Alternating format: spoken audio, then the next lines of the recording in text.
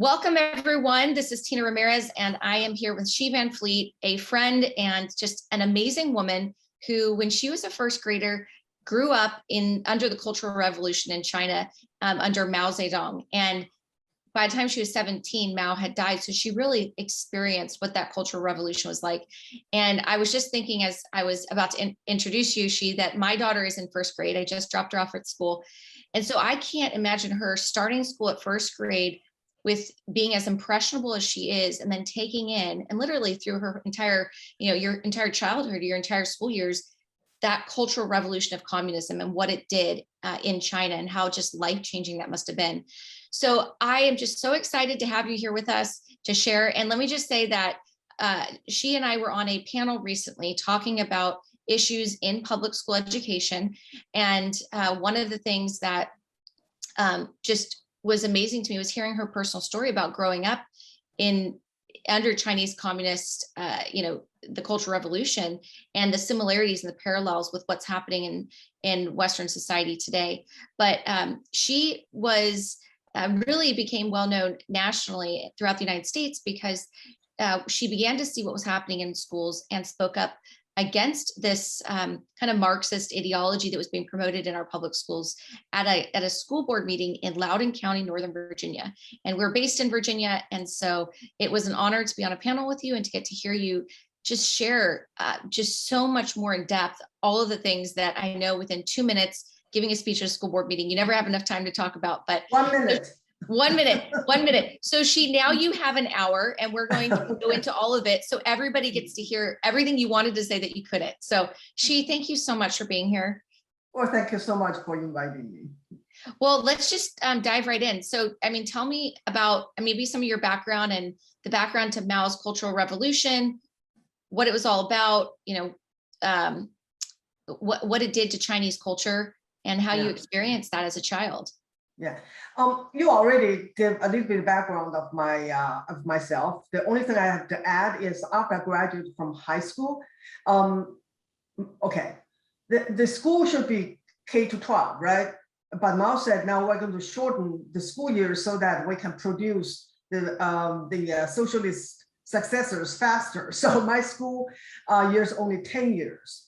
So after I graduated from high school, I was only 16.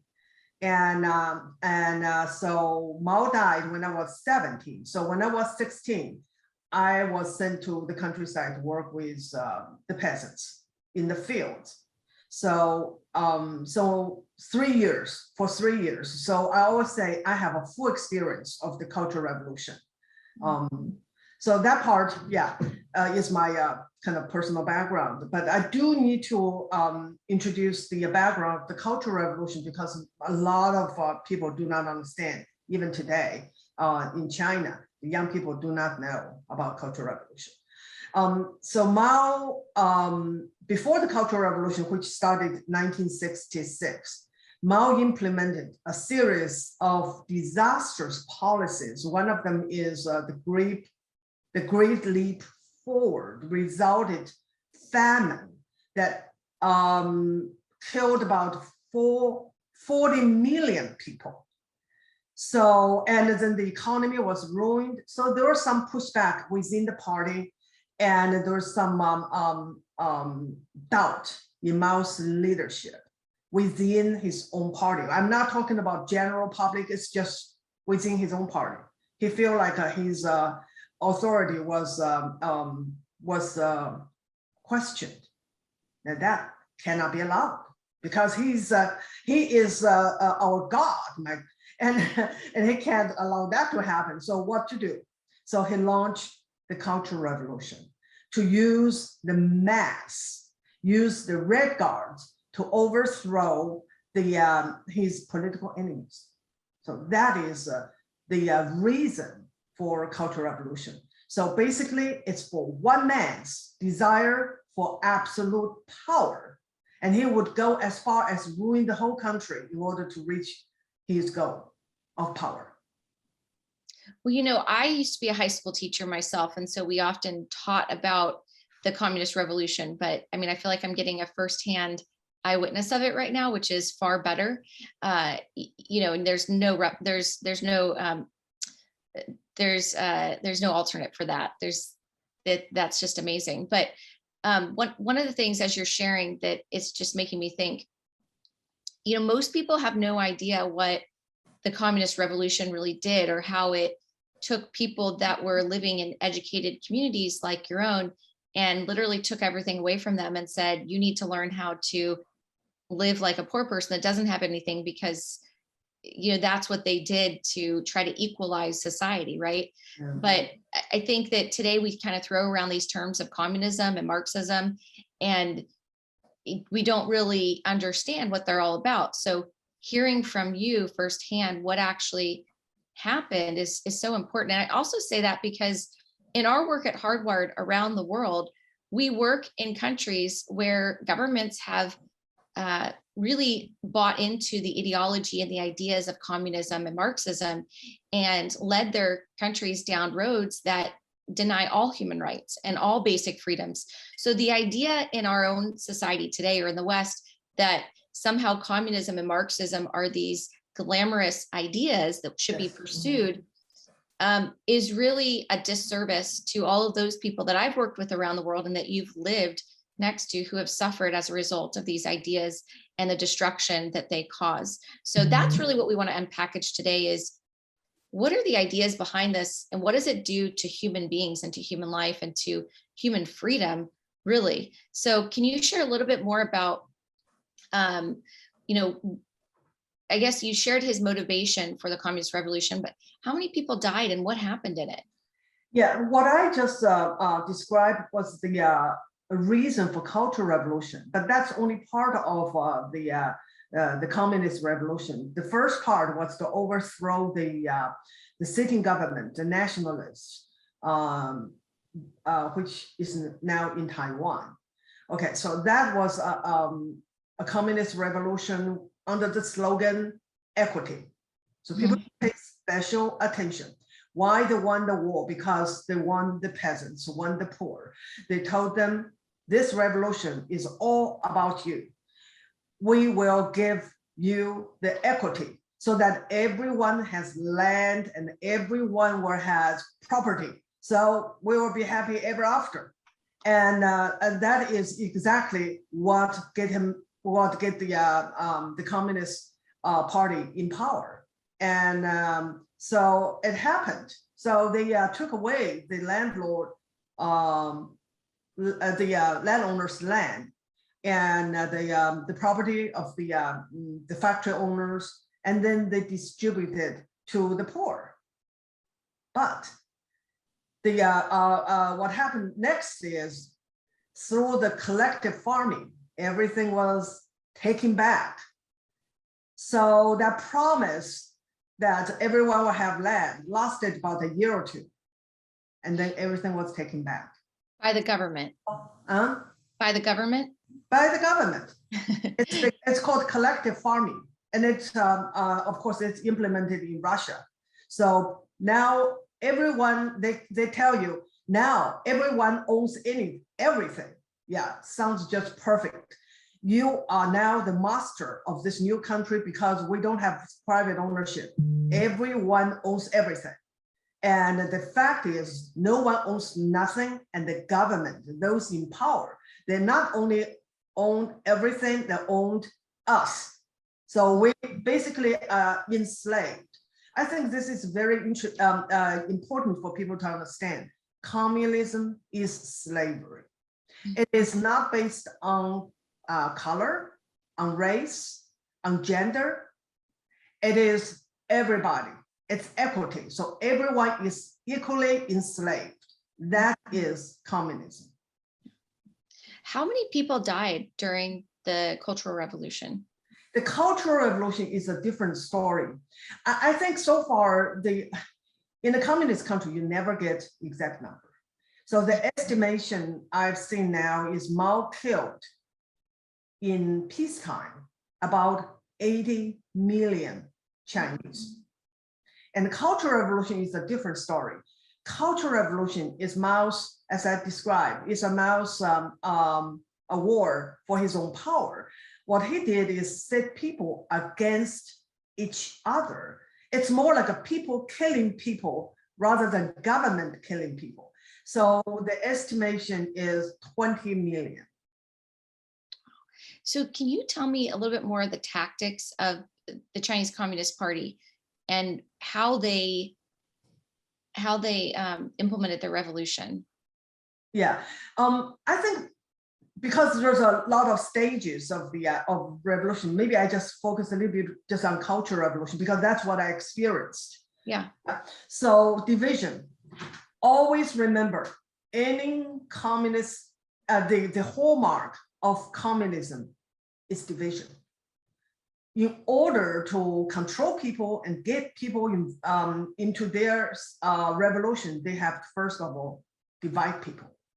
And so in China, very early on, they divided people into class of oppressors. Those are the land owning, property owning people. So they are labeled class enemy, and they are put into the camp of black, called black camp, and everyone else, so-called the oppressed, they are now in the red camp. So the day one that the Chinese communists took over China, China was divided. There are two camps. Everyone knows which camp they belong to. If you belong to the black camp, you are the enemy of the country. And your rights were deprived. Not only that, because after you take away people's property in the land, they're no longer landowners, right? So in order to carry on the revolution using the same division, they have to create more enemies. So what they do is make the class enemy hereditary. So if your father, your grandfather were class enemy, you are too. And so will be your children. Does that remind us of CRT? You are born guilty.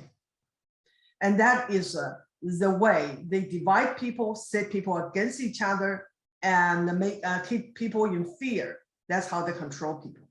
Just, I think 2 weeks ago, you probably heard that too. There was a Loudoun County mother and was in the board meeting and said that her 6-year-old daughter came home and asked her, am I evil because I'm white? And that really broke my heart because the same thing happened to me. When I was about 8, I really want to join the Little Red Guard because we're too little. So it's not Red Guard, but Little Red Guard. So the team leader, just a girl that probably just 3 years older than I, said, yeah, but we have to see whether you are qualified. I said, I'm sure I'm qualified. So they said, we have to go and ask your parents about your grandparents. I said, yeah, let's go. So so we went to my mother, and she hesitated a second, and my heart sank. I thought, I must be okay. I must belong to the red camp. My mother said, no, your grandmother was a landowner. My world just ended right there. I was like, oh my God, I'm an evil person because I belong to the enemy class. And I begged that that girl said, please do not tell other children. I just feel like really feel my world ended. So I walked out there and she yelled on top of her lung, she's grandmother was a class enemy. That's the same story. What happened to me happened to that little girl. What happened to me happened to many, many Chinese children in my in school age children. And what happened to that little girl happened to many white school children. Well, you and I have talked about this as well, because my daughter is biracial. And so when I began to see a year ago, some of these ideas being taught in our schools, I looked into it because I thought, well, this is crazy. What is this teaching? And I think that the thing that concerns me most about the push for critical race theory in our schools and this idea that we're separating people into classes of oppressed and oppressors here in America, and even inviting Marxist and communist ideology into our schools, Yes. which I've seen firsthand. I mean, I've seen the training materials that are going into our schools. I've seen letters from the principals, even in my own area, being sent to parents saying, hey, you need to read these articles, and these articles promote Marxist theory. You know, and then I've seen videos of children, like you said about that one mother, but I've seen videos of kids in schools being shown images where they're taught that they are privileged because of the color of their skin, and other people are not privileged, and they need to recognize that because they're privileged, they are necessarily oppressors. And I find that very concerning, because to me, and everything you're saying, it does harken back to what happened during the communist, Cultural Revolution in China, but it's what I've seen all over the world. And essentially, yes. the greatest concern I have is that, communism and Marxism really supplanted or overthrew the idea of human dignity being inherent in a human person through the field of international human rights. And our work at Hardwired is based on the fact that every person has inherent value and dignity that's not dictated by the color of their skin or their gender or anything else. It's dictated by the fact that they're human beings. And so that's how we work around the world. And that's how we help people come to see and recognize and embrace their own human rights and human value in places where they don't have it, where authoritarian governments, like what happens in China every day, even still, are trying to tell them that their value is based in something else. And so I really see that we're right now at the precipice, and this is why I think this interview is so important, of a really kind of, I don't know if you want to call it a battle, but essentially that's what it is, between two warring ideas. Will human dignity be based on inherent human value and the ideas of human rights that were embodied in the 1948 Universal Declaration of Human Rights, or will they be supplanted by the ideas of Marxism and communism, which inspired the Cultural Revolution and communist revolutions around the world, which we even see today in Cuba and Venezuela and so many other countries that are causing so much destruction of humanity? Because really that was the question at the beginning of 1948, coming out of the Holocaust. The Holocaust was inspired by Marxist ideas that said human value is based on external characteristics, or it can be changed. It's not based on something that's inherent. And so they, the Nazis led, and even the Russians through their purges led the destruction and the killing of hundreds of millions of people, or tens of millions of people. But if you want to look at everything that happened across Germany and then Russia, and you add it all up, I mean, it's just astonishing within a short period of time how many human lives were lost under that ideology. And in 1948, we thought that we had triumphed with this idea of universal human rights and human dignity. Even at the Nuremberg trials, I remember when they held the German Nazis on trial, and they tried to justify this, saying, well, this was our law. And at the Nuremberg trial, one of the chief justices said, there's a law above the law. And that law is written on the hearts of man, that says that human beings have dignity and value, regardless of what you say. And I think that that's really, as you're talking, what concerns me is that after, 70 years, we're giving that up for something that never worked, that led to the destruction of so many human lives. You, as a concerned parent, stood up and said, enough is enough. This is wrong. Why did you do that? What motivated you? Well, I think, as you were describing, I think we know a lot about Nazi Germany. We know their crime. We know the history, how they come into being, how they took power, how they got into the war and killed so many people. But the history of the communist crime was never really part of the curriculum. They probably just have one chapter or one paragraph. And I think it's by design. I think the communist tactics have proven to be very, very useful for those who want to gain power. So I don't think they want to even teach it. So because of that, today when communism is right here in America, most people don't even recognize it. And yet, if you ask people who experience communism, like me, like people from Romania, I talk to so many people from Bosnia, from Russia, from Cuba. This is communism. This is communism. Because of that, I think we are so important. The role we can play is so important because we can tell American people this is communism. And it's not because I read some books. It's not because I did some research. I lived through it, and I'm living through it right now. And that, to me, is the most powerful way to wake American up. And also, the left, the worship lived experience. So please do so. This is my lived experience. And I'm in the process of organizing other immigrants who experienced communism, who love this country. We should get organized and make our voice heard.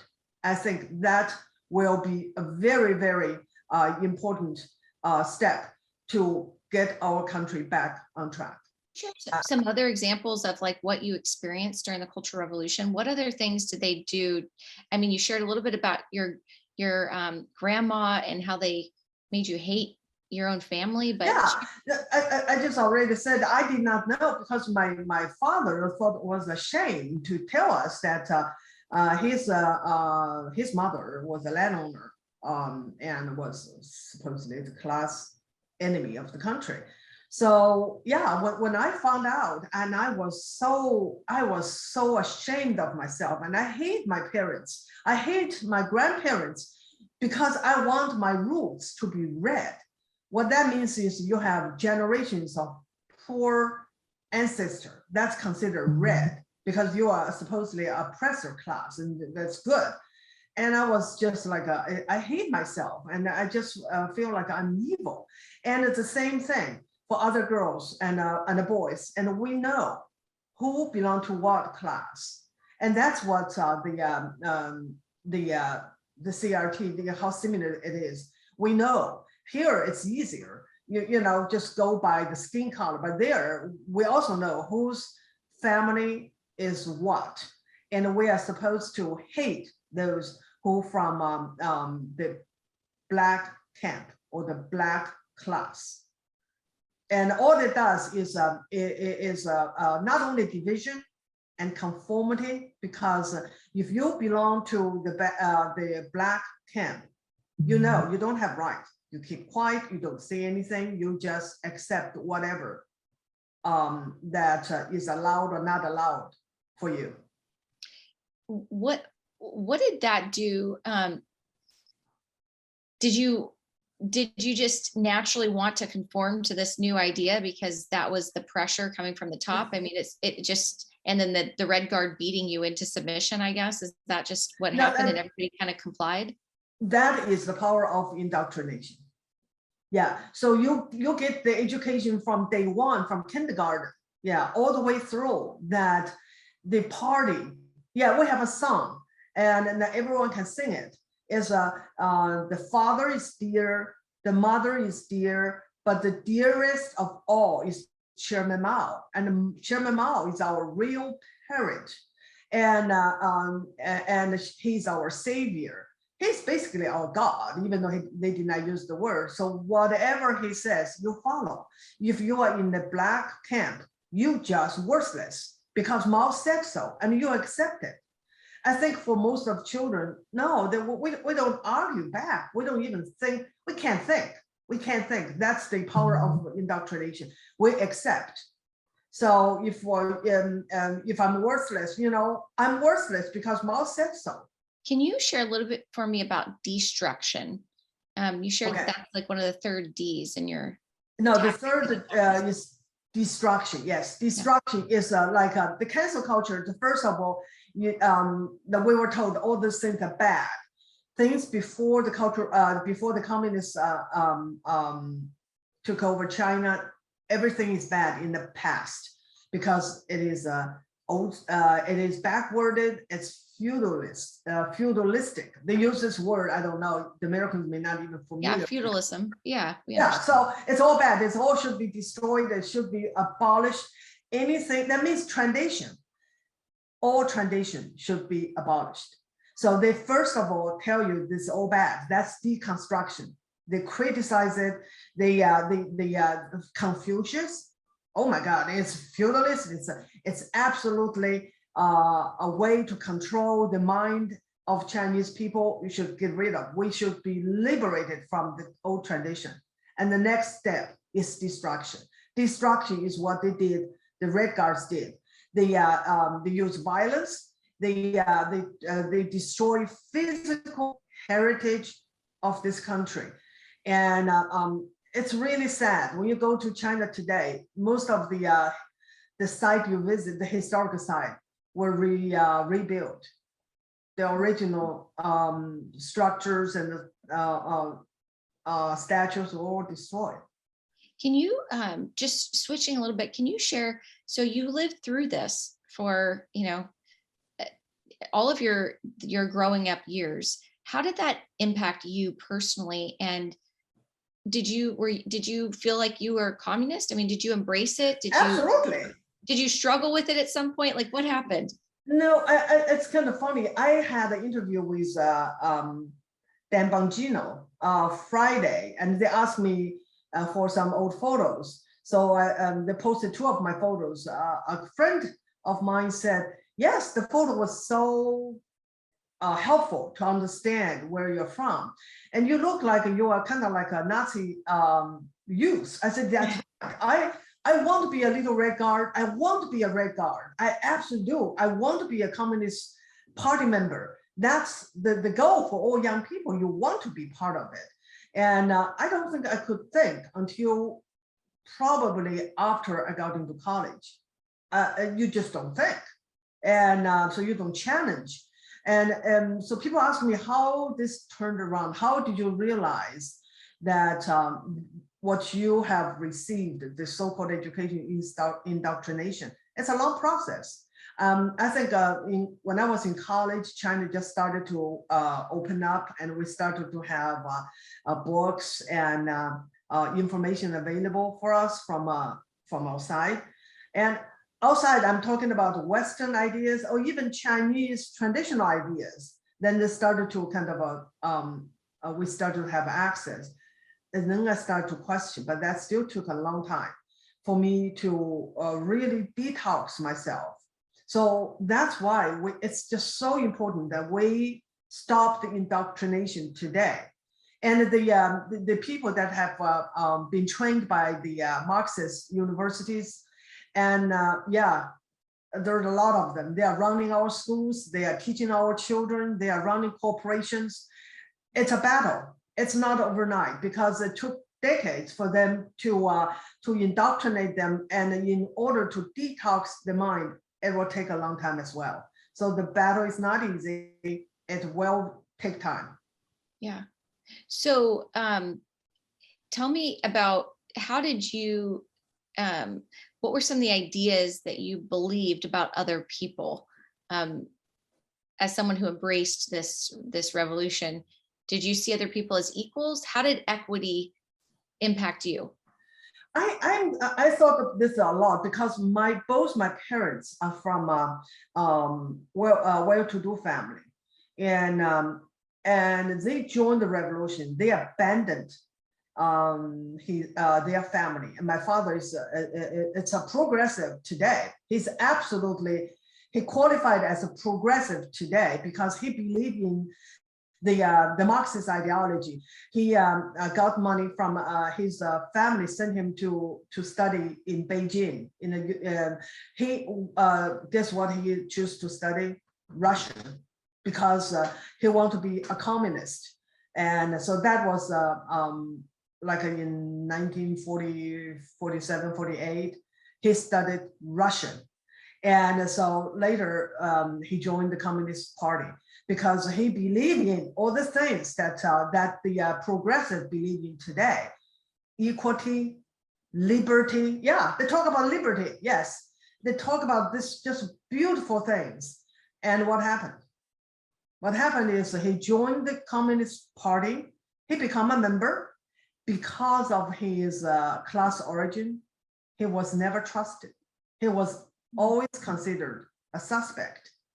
So I just want to the progressive youth today, or whoever who embrace that ideology, when it's all implemented, when it's all like we don't have to imagine what it will be when it's all implemented. We have so many examples already showing us the result. The result in China is the destruction and enslavement of the country and its people. No, it's so true. And I think that that's why learning from history is so important. And, it's ironic that this critical race theory movement was predicated on the idea that they wanted to study history, but it's been used as a tool and a weapon against people instead. I mean, everybody wants to study history, and we should, the good, the bad, the ugly. And especially when it comes to communist China, we should study the ugly parts and the destruction of those philosophies on human beings. So I think that it's something that we should be doing more of. But unfortunately, this movement in the United States has gone the wrong way in, wanting to embrace these ideas of communism rather than expose the destructive nature of them. And unfortunately, in doing so, they've really missed the mark on teaching the challenges in our own history. I mean, that was what I thought was the whole intentional, original intention was to teach, the American history of the slave trade and the things that happened here. And I think that we should learn that. But, teaching Marxist ideology has nothing to do with that. And so it's just very interesting that it's gone in this different direction. I think I look at it differently. It's not that they fail to teach. That's the design. That it really is the design. They do not want to teach it. And not only they don't want to teach it, they want to rewrite history because they love the communist tactics. That's what Mao did. As soon as they took over power, one of the first few things they did is control education. So they had to retrain all the teachers and teach them the new ideology. And they are required to teach their children and now their students the new communist values. And then they immediately rewrite history right away.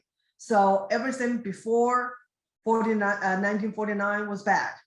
And so the 5,000 years of Chinese history was reduced to a single story of class struggle between oppressed and oppressor.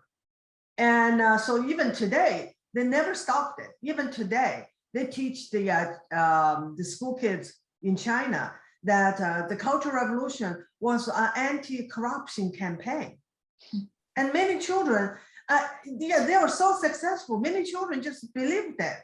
They believe that, because there's so many corruption in China today, they thought the Cultural Revolution was a good thing. And last year or this year, I don't remember, there's the Olympic, this year, right? There's Chinese, young ethnic Chinese wearing Mao's badge that I used to wear when I was a little girl. I was like, all the other Chinese was just appalled.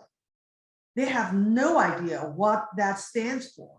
That is, basically that to me is, I'm thinking about 20 million people died. And that's what that's the badge, the Mao's little badge. Yeah, that to me, that's what it stands for. And those young people did not know why. The indoctrination, the rewrite of history never stopped. So let's move to some of the parallels you see between what's happening, these communist tactics that you saw happening in China and things that you see happening in the West today. What are some of the examples of parallels that you see that really frighten you? Well, I think the first is division. So if you line them up, there's a lot of them, the division. And in China, using a class, I call it the CCT.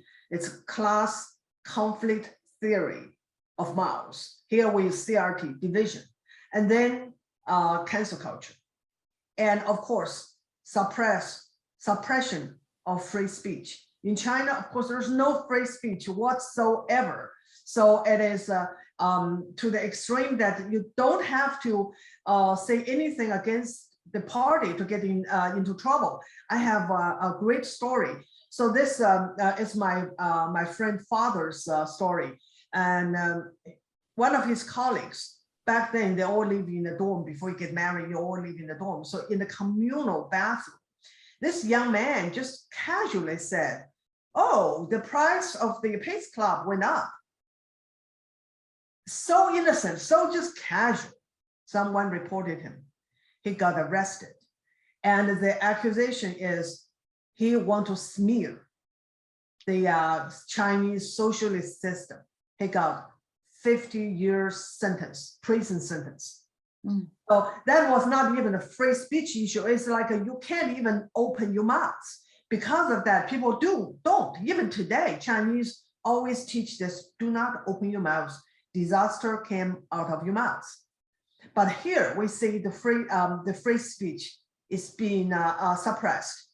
People do not dare to say what they believe. The liberals and then the people on the left, they're afraid to say whatever. They're afraid to call everyone who they disagree racist, whatever. And it's the same thing. And reporting, that is something I thought would never happen in America. In Cultural Revolution, we have stories of people turn people in, even children turn their parents in. And there was one well-known story of this mother. She just said things in the privacy of their home that she thought what Mao did was just was destructive. Both the husband and the son reported her. She was arrested and executed. And there is a documentary about him today.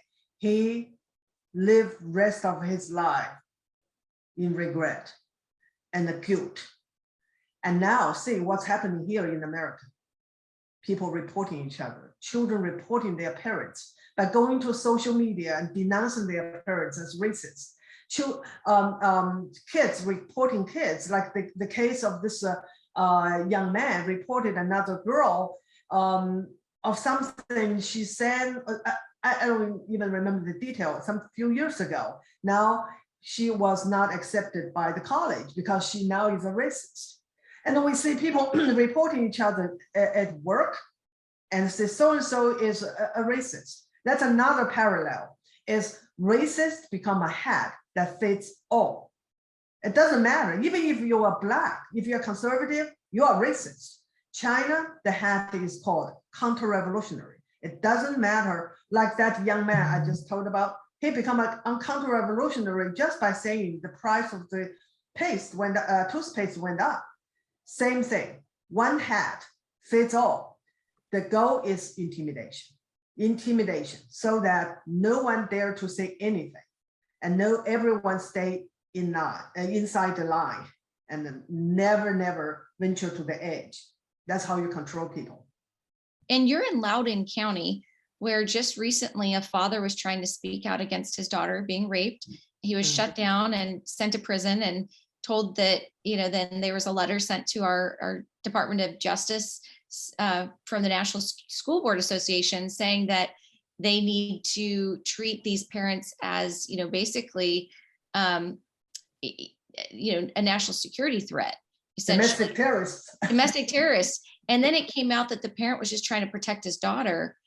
And it's, and the school board has had to then rescind its request for these parents to be treated as domestic terrorists. But I mean, anyone that was standing up and speaking out against critical race theory and their ideas about it were attacked. I mean, even in Loudoun County, you had parents being doxxed on social media, where, administrators and teachers had a private Facebook group where they were literally going after parents, providing their home addresses, their places of work, their emails, to try to destroy them and force them to lose their reputation and their work because they oppose the teaching of Marxist theory in schools. So, I mean, it's shocking to me that we see this here. And I think for people around the world that have lived under this, they've got to be just wondering what the heck is going on in America, that people, that normal parents that are trying to protect their children would be treated as domestic terrorists for opposing the freedoms that America, I mean, for opposing the ideas like Marxism that America's always stood against and denying people their own freedoms. Like, what has happened? I mean, so as a parent yourself, you look at this, how have you felt being a parent in Loudoun County and seeing what's happening? I was not shocked. This is exactly what the Communist Party would do, and intimidation. If they face any opposition, it's intimidation. And in China, of course, you will be arrested. And the Democratic Party now is just threatening you with this domestic terrorist, meaning you can be arrested, you can be put in jail. It's total intimidation. And so I don't know if this don't wake up America, the Americans, I don't know what will. It is absolutely government taking over the citizens and tell them that you can't do this, you can't do that. It's to me, it's like it's so close to the CCP. And anyway, I just feel like if this don't wake up Americans, I don't know what will. And actually, I went to the with a group of Mom for America. We went to the National School Board Association, and we gave a press conference. And I called that institution Marxist institution, because in their mission statement they said they used equity, not equality. And I said equality is American value. Equity is a Marxist ideology. You just prove yourself to us, you are a Marxist institution. So can you share a little bit for me, what is in your mind the difference between equality and equity? Yeah, equality is equal opportunity for everyone. And so everyone is equal, that you are in God's eye, all the same. You have the same value, it doesn't matter where you're from, what color of your skin, and the government role is to provide or secure that you have easy access to all the opportunities. And then after that, it's up to you. You hard work and sometimes some luck, how successful you will be. And that is American ideal. Equity is equal outcome. How can you get equal outcome? It has to be by force, by the government. So, and that's socialism, that's communism. That's the core of communism, is equal in ways of, no matter what you do, you get the same thing. That's why socialism doesn't work. And so, and the end of equity is everyone has an equal share of poverty, of misery, and of oppression. So is that essentially what you experienced in China? Yeah. You know, they had these forced equity policies, and then instead of anyone being successful, everybody just got to experience poverty. I mean, so what happened to production, to your standard of living, to everything within China? Like, how did that impact life in China? If they just bring down everything to the bottom.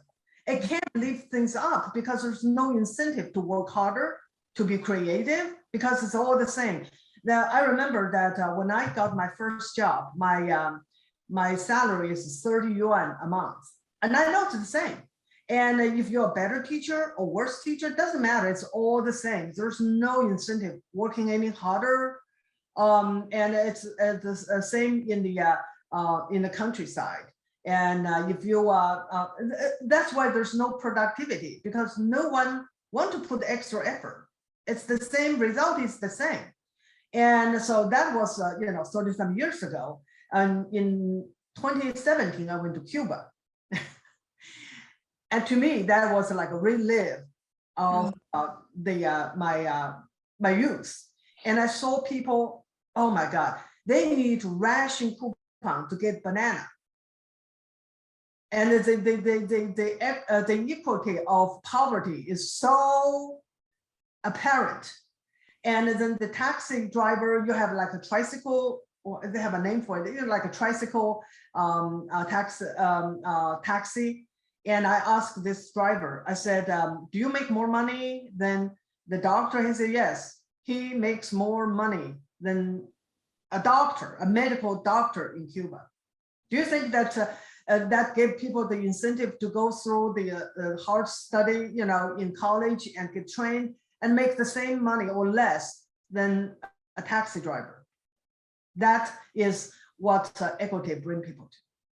It sounds so good in the beginning, but the ending is all the same, all the same. That's why we don't do it. That's why in 1948, the Universal Declaration of Human Rights said enough is enough. We don't believe in the Marxist idea of human value. We believe that, that every human being has inherent value because they are human. And if we deny that proposition, that basis of human rights, then we throw all human rights out and all justice in the world. And I think that's ultimately what people are going to have to grapple with. And it's fascinating for me to be seeing this play out here in my own state, in the place where we live and work, because I work around the world to try to help people understand the value of human dignity against the ideas of Marxism and communism and authoritarian ideas that want to destroy human value. And so the fact that I have to do this here in America, that was built upon these ideas of freedom and equality, freedoms that we've been able to use to inspire the Universal Declaration of Human Rights, and freedoms around the world, and that people around the world look to us to be a beacon of hope and freedom for. I mean, people in Afghanistan look to America to be a beacon of hope. People in Taiwan look to us as a beacon of hope. People in Iraq and you name the country, Ukraine, Romania, they look to us to be that beacon of hope. And the fact that we are now embracing the same ideas that destroyed those countries and led those people to suffer is very, very disappointing and discouraging and frustrating. This is how I think. We are fighting to save America so that we can save the world. Well, I think that's a beautiful point to end on. So I'm so grateful for my time with you and just your ideas about this. And I just want you to know how much I appreciate you. So thank you. Thank you so much. This was great talking to you. And I hope that will help your audience.